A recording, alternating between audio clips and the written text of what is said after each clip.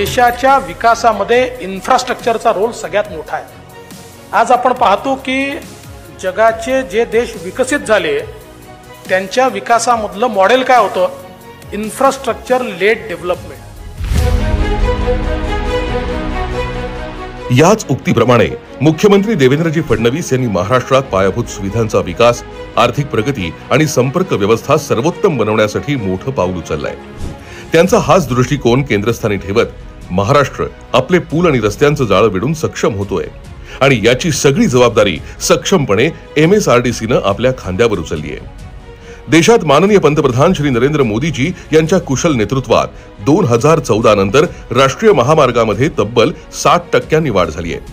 हा नेमका आकडा 91,287 किलोमीटर वरून वाढून आता 1,46,195 किलोमीटर झालाय। आधुनिक भारताच्या निर्मितीची ही मोदीजींनी आपल्या मनी बाळगलेली विचारधारा शिरोधार्य मानून मुख्यमंत्री देवेंद्रजी फडणवीस आणि त्यांच्या महायुती सरकारनं विकासात्मक पावलं टाकण्यास सुरुवात केली आहे। केवळ याचमुळे महाराष्ट्रात मोठ्या संख्येनं पुलांची निर्मिती होतीये। त्याचबरोबर महाराष्ट्रातली प्रमुख महानगर मुंबई आणि पुणे दरम्यानची वाहतूक गतिमान आणि सुगम होण्यासाठी मुख्यमंत्री देवेंद्रजी फडणवीस यांच्यासह उपमुख्यमंत्री माननीय एकनाथजी शिंदे आणि माननीय उपमुख्यमंत्री अजितदादा पवार यांच्या मार्गदर्शनात राज्याची विकास यात्रा सुरू आहे। मुंबईत मानखुर्द ते वाशी दरम्यान ठाणे खाडीवर झालेल्या या तिसऱ्या पुलामुळे मुंबई पुणे मार्गाला नवा आयाम मिळालाय। ठाणे खाडीवरील प्रतिकूल हवामान आणि आव्हानात्मक भौगोलिक परिस्थितीचा सामना करत या तिसऱ्या पुलाच्या दक्षिण मार्गिकेचं निर्माण कार्य MSRDCनं केलंय। ठाणे खाडीवर आधीपासूनच मानखुर्द वाशी दरम्यान 2 पूल कार्यरत आहेत।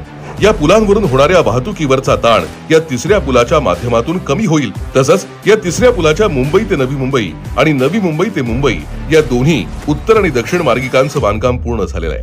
खाडीवर उभारण्यात आलेल्या या प्रत्येक मार्गिकेची लांबी 3.18 किलोमीटर आहे। ठाणे खाडीवर आव्हानात्मक स्थितीत उभा राहिलेला पूल अभियांत्रिकी कौशल्याचा उत्तम नमुना म्हणून नावारूपाला आलाय। या पुलाची निर्मिती ही फॉर्म ट्रॅव्हलर नावाच्या अत्याधुनिक यंत्राच्या माध्यमातून करण्यात आली आहे। ही निर्मिती करताना पुलाच्या एकूण लांबीचे 18 सेट बनवले गेले। या 18 सेट्सचं सिमेंट कॉन्क्रिटीकरणाचं काम प्रत्यक्ष हवेत म्हणजे अधांतरीच पूर्ण करण्यात आलं।